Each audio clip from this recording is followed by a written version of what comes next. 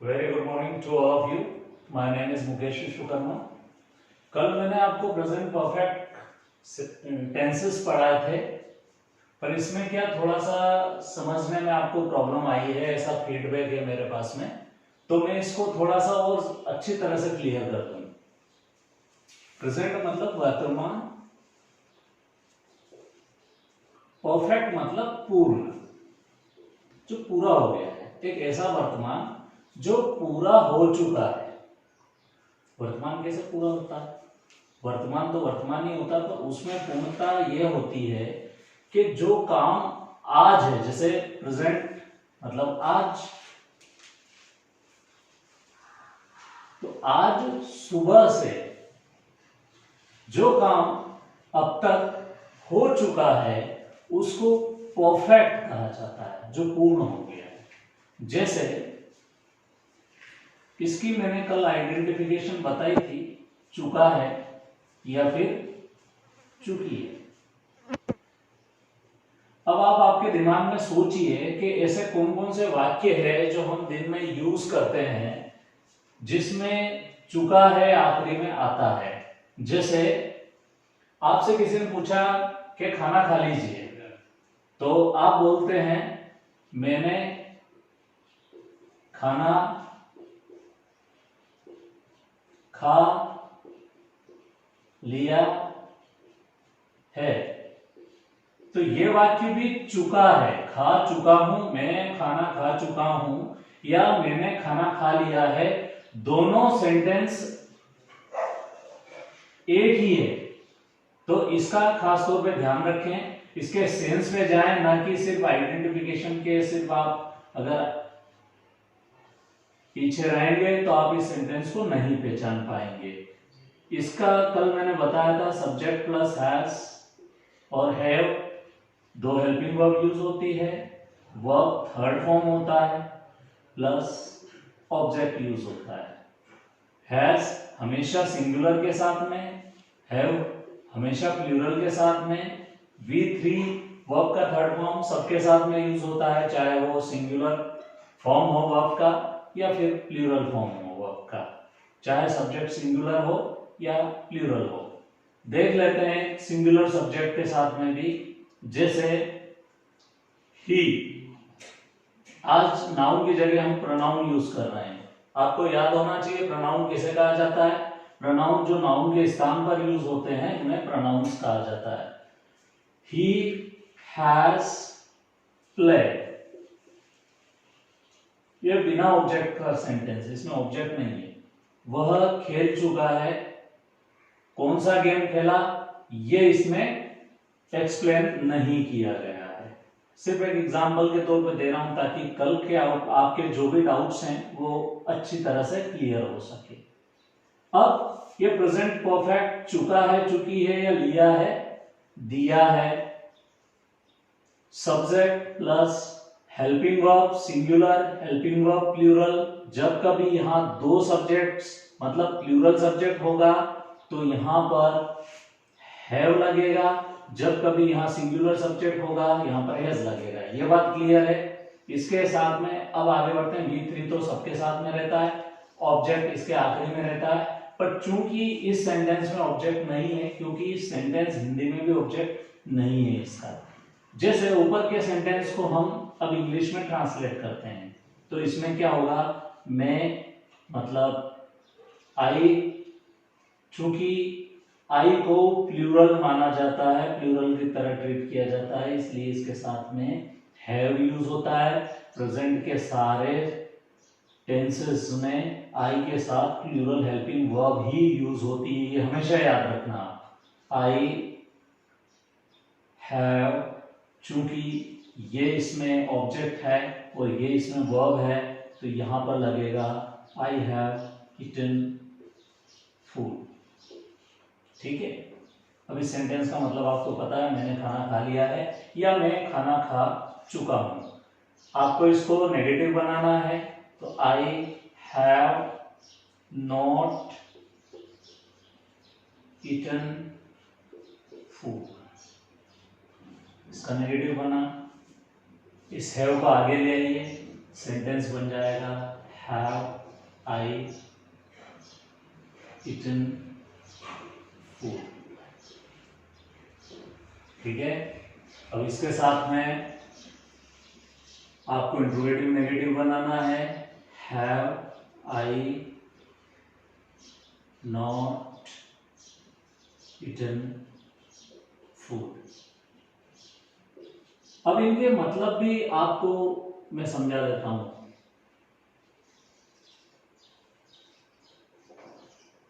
ये मतलब क्या होता है? मैंने खाना खा लिया है, I have eaten food, I have not eaten food. जब कभी आप ये कहेंगे मैंने खाना नहीं खाया है,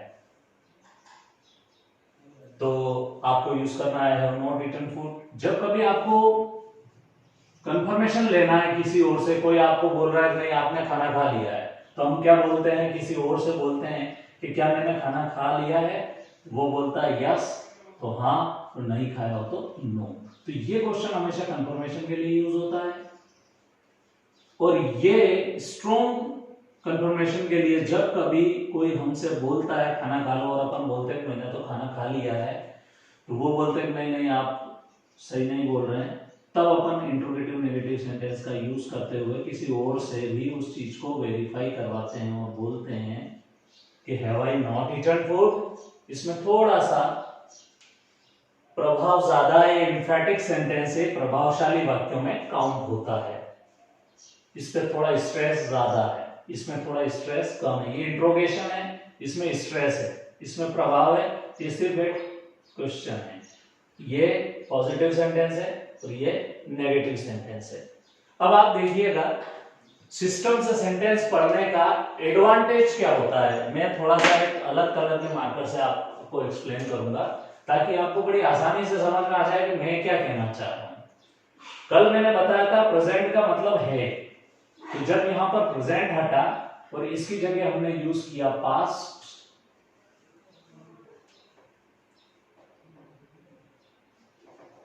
तो यहां क्या होना चाहिए?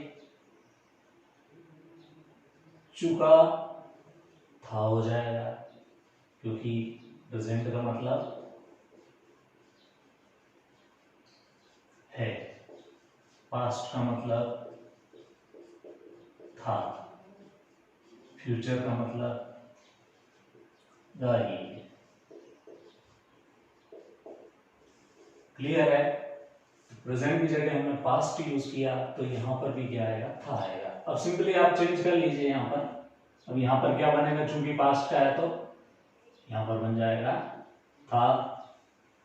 अब यहां पर प्रॉब्लम आती है हेल्पिंग वर्ब की। तो चूंकि पास्ट परफेक्ट में सिर्फ एक ही हेल्पिंग वर्ब यूज होती है, जिसको बोलते हैं हैड, चाहे सिंगुलर हो या प्लूरल हो, दोनों के साथ में एक ही हेल्पिंग वर्ब यूज होती है, जिसको बोलते हैं हैड। अब इन दोनों सेंटेंस के साथ में भी had he helping verb use होगी, चाहे वो सिंगुलर हो या प्लूरल हो। यहां पर बन जाएगा आई हैड नॉट, यहां पर बन जाएगा हैड आई, और यहां पर बन जाएगा हैड।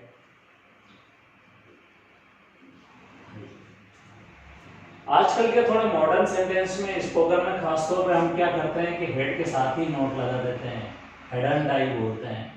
थोड़ा सा फैशनेबल तरीका है बोलने का। स्पोकन में मोस्ट ऑफ द केसेस में इसको यूज किया जाता है, जो कि गलत नहीं है। अब ये बात हो गई पास्ट की। अब फिर से आते हैं हम फ्यूचर पे। फ्यूचर के साथ में हमने जो चीज यूज की थी, ये फ्यूचर, यहां पर चुका होगा, यहां देख लीजिए गागी के, चूंकि यहां फ्यूचर रिप्लेस किया है हमने, तो यहां पर भी जो सेंटेंस ऐसे ही बदलेगा, चुका होगा। अब ये सेंटेंस है, इसका मतलब क्या? इसमें कहा गया है मैंने खाना खा लिया होगा। ये कल की बात है या फ्यूचर की बात है कि इस समय मैंने खाना खा लिया होगा। कहां पर? जब मैं रेस्टोरेंट पहुंचूंगा तो ये समय वो होगा कि मैंने खाना खा लिया होगा। तो यहां पर होगा will have और shall have। ठीक है? he will have, I shall have, will have भी यूज कर सकते हैं इसकी जगह, कोई प्रॉब्लम नहीं है, वो भी सही है। पर ग्रामेटिकली वो थोड़ा, जब आप कंपटीशन एग्जाम की तैयारी करते हैं तो आपको बिल्कुल करेक्ट ही लिखना होता है, और आई और बी के साथ में जो है शेल का प्रयोग ही करें आप तो ज्यादा बेटर है। कंपल्सन नहीं है, ज्यादा बेटर है, उपयुक्त तो वो है। यहां पर शैल हैव, मैंने कल भी बताया था जब आप फ्यूचर कंटिन्यूस पढ़ रहे थे कि ये हेल्पिंग वर्ब इसके बाद में नोट लगाना है, तो ये सेंटेंस इस तरीके से देखा जाए तो पूरी तरह से गलत सेंटेंस है, इसके बाद में आपको यहां नोट लगाना है। क्योंकि जब कभी किसी में दो हेल्पिंग वर्ब हो, जैसे शेल और हैव, यहां पर एक नहीं है, दोनों अलग अलग है, शेल अलग है और हैव अलग है, इसलिए आपको प्राइमरी हेल्पिंग वर्ब के बाद में नोट लगाना है, ना कि शेल हैव के पूरे के बाद में, इसलिए यहां पर हैव यूज होगा। तो I shall have not eaten food, तो अब यहां पर क्या होगा, शेल जो है वो आगे आ जाएगा और नॉट इसके बाद में चला जाएगा। अगर ये इंट्रोगेटिव नेगेटिव है तो, जैसा कि इसमें है, ये इंट्रोगेटिव नेगेटिव सेंटेंस है, तो इसमें shall I not eaten food. बावजूद इसके अगर आपको इसमें कुछ समझने में कोई प्रॉब्लम आ रही है या कहीं से, तो कोई दिक्कत नहीं है। हमें क्या होता है, चूंकि ये फॉरेन लैंग्वेज है तो इसको समझने में प्रॉब्लम तो आती है, एक ही रात में सब कुछ नहीं होता है, बार बार आपको पढ़ना पड़ेगा। जैसा कि आपको पता है कि रोम भी एक रात में नहीं बना है, उसमें भी काफी दिन लगे हैं, चूंकि विदेशी भाषा है, आपको समझने में हो सकता हो प्रॉब्लम आए, बार बार आपको प्रैक्टिस करनी है। जैसा मैंने बोला कि आपको नोटबुक साथ में लेके बैठिए, तो उससे क्या होगा, आप नोट करते जाएंगे तो साथ में आपका भी दिमाग काम करेगा। सिर्फ देखने से कुछ नहीं होता है, आपको नोट भी करना होता है, या बार बार आप वीडियो रिपीट करके भी देख सकते हैं। इससे क्या होगा, आपको स्टार्टिंग से मैंने क्या बोला कि इससे कुछ क्या समझाया, ये चीज आपको बड़ी आसानी से समझ में आ जाएगी। अब चूंकि ये तो कल की बात थी, अब आज की जो टेंसेस है वो पढ़ेंगे हम। ये सबसे कॉम्प्लिकेटेड सेंटेंस है, सबसे पेचीदा है। अगर ये आपको समझ में आ गया तो आप बड़ी आसानी से 40% इंग्लिश के ऊपर कमांड पा सकते हैं, बड़ी आसानी से। बहुत ही सिंपल है, इसको समझने के लिए सबसे पहले आपको 2-3 टर्म्स को समझना पड़ेगा। जैसे पहला लिखा मैंने प्रेजेंट, जो कि आप बहुत अच्छे से जानते हैं। परफेक्ट, ये भी आप बहुत अच्छे से जानते हैं क्योंकि मैंने अभी अभी पढ़ा है इसको। प्रेजेंट वर्तमान, परफेक्ट मतलब पूर्ण हो चुका, मतलब आज कौन सा काम पूरा हो चुका, मतलब अब तक आपने कौन सा काम कर दिया वो इसमें काउंट होगा। जैसे मैंने खाना खा लिया है, मैंने चाय पी ली है, मैं पढ़ाई कर चुका हूं, इस प्रकार के सेंटेंस। तो यहां तक तो समझ में आ रहा था कि प्रेजेंट परफेक्ट है, पर ये क्या है नया, प्रेजेंट परफेक्ट कंटिन्यूस कैसे हो सकता है। प्रेजेंट परफेक्ट तो वो काम होंगे जो अब तक हो चुका है, पर कोई सा काम ऐसा भी होता है, बहुत सारे काम ऐसे होते हैं जो लंबे समय तक चलते हैं, 8 घंटे चलते हैं, 8 आवर्स, 8 घंटे कोई काम चल रहा है, और कोई व्यक्ति अगर तीसरे घंटे में आके आपसे पूछता है कि क्या आपने नोट्स बना लिए हैं, तो आप उसको ये नहीं बोलोगे कि मैं नोट्स बना रहा हूं, क्योंकि बहुत सारे लेसन्स तो आप बना चुके हैं, इसका मतलब वो कंप्लीट हो चुका है।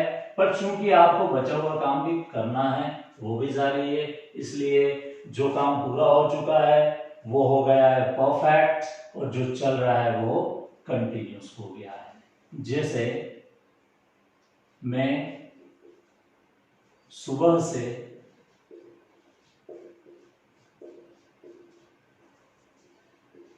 गाना गा रहा हूं, एक ही गाना है। टेक्निकली देखा जाए तो सेंटेंस ग्रामेटिकली रॉन्ग है, मैं सुबह से गाने गा रहा हूं, ठीक है, प्लूरल, क्योंकि सुबह से एक जैसा गाना तो कोई गाएगा नहीं, पागल होगा वो जरूर गाएगा, हो भी सकता है, संभावना है इसकी। सब्जेक्ट इसमें क्या है जरा आइडेंटिफाई कीजिए। इसमें मैं जो है ये सब्जेक्ट है और ये पूरा इसमें प्रेडिकेट। कितने आसानी से ये सेंटेंस आपके समझ में आएगा वो बता रहा हूं मैं सुबह से गाने गा रहा हूं, मतलब 10 गाने गा दिए होंगे। सुबह से गा रहा हूं मतलब आगे भी गाता रहूंगा, मतलब 15 गाने के तकरीबन मुझे गाने हैं। तो जो 10 गाने गा दिए ये क्या हो गया है, परफेक्ट हो गया है, क्योंकि ये तो गा चुके हो ना आप। पर चूंकि आपको 5 गाने और गाने हैं तो ये क्या है, कंटिन्यूस है। जो काम हो चुका है वो परफेक्ट की कैटेगरी में, और जो बचा है चल रहा है वो कंटिन्यूस की कैटेगरी में। इसका बनाते कैसे सेंटेंस देखिए। सब्जेक्ट प्लस हैज हैव, ये तो आप जानते ही हैं कि सिंगुलर के साथ में, ये प्लूरल के साथ में। वर्ब का इसमें थर्ड फॉर्म यूज होना है, पर थर्ड फॉर्म की जगह एक बात याद रखिएगा आपकी, इसकी जगह यूज होता है बीन। बीन क्यों यूज होता है ये भी क्लियर कर देता हूं कि वर्ब का फर्स्ट फॉर्म है, सेकंड फॉर्म है और ये थर्ड फॉर्म है, इसलिए replace verb third by been. क्योंकि बीन भी तो वर्ब का थर्ड ही फॉर्म है, इसलिए इसमें बीन यूज होता है। ये हेल्पिंग वर्ब, इसके बाद में ये हेल्पिंग वर्ब और इसके बाद में आएगी वर्ब। क्यों ऐसा होगा, क्योंकि सब्जेक्ट इसके साथ में हैज और हैव हेल्पिंग वर्ब थी और वर्ब का थर्ड फॉर्म था। आप प्रेजेंट परफेक्ट में भी देखिए, उसमें भी हैज हैव के बाद में क्या था, वर्ब का थर्ड फॉर्म था, और यहाँ पर भी वर्ब का थर्ड फॉर्म है। मतलब ये सेंटेंस यहाँ तक पूरी तरह से क्या हो गया है, ये परफेक्ट का सेंटेंस हो गया है, परफेक्ट। अब आपका बचा है कंटिन्यूशन, इसको कंटिन्यूटी में मिलाना है। तो यहां पर सेंटेंस मैं सुबह से गाने गा रहा हूं, कंटिन्यूस बाकी है। इसमें आपको वर्ब का फॉर्म लिखना है। वर्ब का कौन सा फॉर्म आएगा, फोर्थ फॉर्म है। फोर्थ फॉर्म मतलब आईएनजी। अब आएगा ऑब्जेक्ट, अब आएगा सिंस, अब आएगा फॉर, अब आएगा बचे हुए वर्ड, अदर वर्ड्स। एक सेंटेंस लेता हूं, यहां पर सब्जेक्ट की जगह क्या आएगा, सब्जेक्ट ही यूज करेंगे। Have been eating food since morning। बड़ा आसान, ये positive sentence, it's very simple. आप देखिए यहां तक तो आपको आता था, ये नई चीज आपको लगानी है क्योंकि कंटिन्यूस है, और ये यहाँ कंटिन्यूस है, यहाँ कंटिन्यूस कर दिया। फूड वैसा ही था, क्योंकि जब काम स्टार्ट होता है तो सिंस लगता है, और कब से शुरू हो रहा है, मॉर्निंग। ये सबसे डिफिकल्ट, जब स्कूल लाइफ में हम रहते हैं तो सबसे ज्यादा डिफिकल्ट यही सेंटेंस लगता है, जबकि सबसे ज्यादा इजी यही है। थोड़ा सा ध्यान देने की जरूरत है। सब्जेक्ट प्रेजेंट परफेक्ट में भी था, हैव वर्ब थर्ड फॉर्म उसमें थी, उसके बाद ऑब्जेक्ट था क्योंकि वो प्रेजेंट परफेक्ट, इसकी वजह से आपको आईएनजी फॉर्म इसमें यूज करना पड़ा। सिंस काम शुरू होने का समय है, इसलिए कब से, सुबह से। अब इसको आप पास्ट में बदलें, वही बात यहां पर था आ जाएगा। इसकी जगह रिप्लेस करना है आपको, हेड लगाना है। इसकी जगह आपको रिप्लेस करके हेड लगाना है। पास्ट हो गया। फ्यूचर में कुछ नहीं करना है, होगा लगाना है।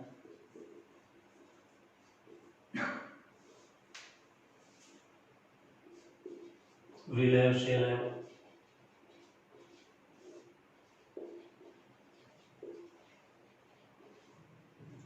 So simple. विल के बाद में नॉट लगा दो, नेगेटिव बनाना है। शेल के बाद में नॉट लगा दो। तो काफी आसानी से इन सेंटेंसेस को बनाया जा सकता है, बड़ी आसानी से बनाया जा सकता है। देख लीजिए और भी सेंटेंसेस।